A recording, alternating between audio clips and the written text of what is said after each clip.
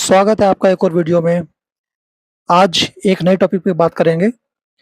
आज हम बात करेंगे फाइल की, कि फाइल में कौन-कौन से फंक्शन, कैसे-कैसे फंक्शन और क्या-क्या किस तरह से काम करता है। ठीक है? तो जब हम अपना एक्सेल खोलेंगे तो यहाँ पर आता है फाइल का ऑप्शन। उसमें जब हम क्लिक करेंगे तो ये डायलॉग बॉक्स खुल के आता है। उसमें सबसे पहले हम बात करेंगे इन्फो की। इन्फो में क्या होता है, हमारी जो वर्कशीट होती है, जो जिसमें प्रोटेक्शन दे रखी है, यानी इसमें पासवर्ड लगा रखा है, उसमें आता है। चेक फॉर इश्यू, हमारी कोई फाइल में कोई जो हमारा मतलब किसी भी चीज़ में कोई दिक्कत तो नहीं आ रही है, तो हम यहाँ से चेक कर सकते हैं इस चीज़ को। वो अपने आप ही हमारी जो वर्कशीट है, उसको चेक करके उसमें गलतियाँ बताएगा। इसमें वर्ज़न, ये हमारा किसी काम का नहीं होता है, ये इसका इनबिल्ट का फंक्शन होता है एक तरीके से, कि हम इसको मैनेज जो हमारा एक्सेल का जो फॉर्मेट है, जो हमारा वर्ज़न है, वो किस तरह से यूज़ हो रहा है, वो सब चीज़ें होती है। ब्राउज़ व्यू ऑप्शन, हम अपने एक्सेल शीट में क्या-क्या है, कितनी-कितनी हमारी शीट्स खुली हुई हैं, क्या-क्या है, वो सब दिखाई देते हैं। देखिए यहाँ पे शो है ना, तो एंटायर वर्कबुक, इस वर्कबुक में जो हमने शीट खोली हुई है, इसमें कितने शीट्स बने हुए हैं, यानी कितने पेजेज़ बने हुए हैं, ठीक है? वो सब यहाँ पे खुल के आ जाएँगे और उनका क्या-क्या नाम है, किस तरह से है, वो सब यहाँ पे शो होगा, ठीक है? फिर बात करते हैं न्यू की। हमें कोई नई वर्कबुक खोलनी है, यानी एक्सेल शीट हमें नई चाहिए। ठीक है? तो ब्लैंक तौर पे हम यहाँ पे क्लिक करेंगे, ब्लैंक पे यहाँ दिखाएगा। इस पे क्लिक करेंगे तो एक नई एक्सेल शीट खुल जाएगी। ठीक है? साथ ही साथ अगर हमें यहाँ पे भी फिलहाल काम नहीं कर रहा है, यहाँ पे लिख रहा है sorry we had trouble getting the features template. यहाँ पे इंटरनेट थोड़ा स्लो काम कर रहा है, काम नहीं कर रहा है। तो इस वाले फंक्शन में क्या होता है, यहाँ पे कुछ टेम्पलेट्स ऑनलाइन दिखाता है। मतलब ये जो फॉर्मेट होता है ना पेज का, है ना? उसको यहाँ पे एक नए तरीके से दिखाता है, अलग-अलग फॉर्मेट में। किसी-किसी यानी फॉर्मेट यानी अलग-अलग तरीके से डिज़ाइनिंग जो होती है वर्कशीट की। अब यहाँ पे काम नहीं कर रहा है, ये ऑनलाइन ही उठाता है, इसमें हमारा कोई रोल नहीं होता।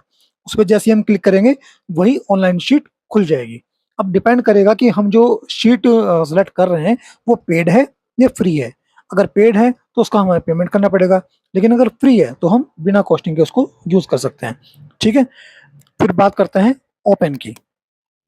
जब हम यहाँ ओपन पे क्लिक करते हैं, तो यहाँ पे हमारी जितनी भी अब तक की हमने रिसेंट वर्कबुक है, हमने जितनी भी अब तक काम किया है, वो सारी वर्कशीट हमें यहाँ पे खुल के दिखाई है। तो बात करते हैं रिसेंट वर्कबुक, यानी अब तक हमने रिसेंटली जितनी भी शीट में काम किया है एक्सेल की, वो सब यहाँ पे दिखा देगा। हमें कहीं और ढूँढने की ज़रूरत नहीं पड़ेगी, सीधे यहाँ पे हम क्लिक करेंगे और वो वर्कशीट खुल जाएगी। ठीक है? यहाँ पे आ रहा है कंप्यूटर। हमारी कोई वर्कबुक अगर सपोज़ कीजिए किसी डेस्कटॉप में सेव है, कहीं भी एक्स-वाई-ज़ेड किसी भी ड्राइव में सेव है, तो हम कंप्यूटर में जाके यहाँ पे क्लिक करेंगे और ब्राउज़ के ऑप्शन में क्लिक करके हम उस फाइल की तरफ चले जाएँगे और उस वर्कशीट को ओपन कर लेंगे। फिर बात आती है सेव की। सेव एंड सेव एज़ में फ़र्क ये है, सेव यानी जिस फाइल को हमने एक नाम से सेव किया है। सपोज़ कीजिए हमने इस शीट का नाम दे रखा है बुक 1, ठीक है? दे रखा है। अगर हम इसी वर्कबुक को दोबारा सेव करना चाह रहे हैं, सेम में, तो वो नहीं होगा। क्यों? क्योंकि एक नाम की 2 शीट नहीं हो सकती। सेव एज़ में हम जब क्लिक करेंगे, यानी एक नाम की वो उसकी कॉपी कर देगा दोबारा, ठीक है? उसके आगे लिख देगा कॉपी, या फिर अगर हमें उसका नाम चेंज करना है, तो वो हम उसको कर सकते हैं। ध्यान रखिएगा, अगर हम सेव कर रहे हैं, ठीक? और वो बुक नंबर 1 के नाम से सेव है, तो जितनी बार भी हम क्लिक करेंगे, वो शीट जो है उसी नाम में सेव करता रहेगा। जो भी हम चेंज करेंगे, जो भी हम काम करेंगे, वो सब उसी में सेव करेगा, कहीं और सेव नहीं करेगा। अगर हमें एक ही फाइल को 2 जगह सेव करना है, तो हम सेव एज़ पे क्लिक करेंगे, नाम चेंज करके, एक ही नाम से फाइल सेव नहीं होगी। ठीक है? फिर बात आती है प्रिंट की। प्रिंट यानी हमें जो हमने काम किया है, हमारी जो शीट है, उसको हमें कैसे रिप्रेज़ेंट करना है प्रिंट आउट के तौर पे। एक्टिव वर्कशीट लेनी है, कौन-सी वर्कशीट लेनी है या पूरी वर्कशीट लेनी है, ठीक? कोलैबोरेट करना है, पेजों को मिलाना है, एक साथ करना है, अ, अपने पेपर को पोर्ट्रेट करना है, लैंडस्केप करना है, लेटर के तौर पे लेना है, उसका फॉर्मेट जो होता है ना, ए size, A4 size, A3 size, है ना? उसके हिसाब से करना है। मार्जिन क्या रखना है, स्केलिंग कितनी करनी है, वो सब हम यहाँ से प्रिंट से करेंगे। शेयर यानी जो हमने काम किया है, जो हम ड्राइव पे काम कर रहे हैं, जो हमारी शीट पे काम कर रहे हैं, उसको हम डायरेक्टली यहाँ से सेव कर सकते हैं। शेयर यानी हमें ईमेल भेजना है डायरेक्ट, जो हमने वर्कशीट में काम कर रहे हैं, तो डायरेक्टली हम ईमेल पे क्लिक करेंगे और डायरेक्टली हमारा मेल बॉक्स खुल जाएगा और वो फाइल जो है सेव हो जाएगी, शेयर हो जाएगी। फिर बात आती है एक्सपोर्ट की, यानी हमें अपनी फाइल को किसी फॉर्मेट में चेंज करना है, ठीक है। जैसे कि यहाँ पे दे रखा है पीडीएफ में चेंज करना है या एक्सपीएस डॉक्यूमेंट में चेंज करना है। तो ये जो होता है हमारा, कभी कभी होता है हम किसी को फाइल भेजना चाह रहे हैं और वो एक्सेल शीट में या एक्सेल के फॉर्मेट में नहीं भेजना चाहते, हम उसको पीडीएफ में चेंज करके भेजना है या किसी और फॉर्मेट में चेंज करके भेजना है।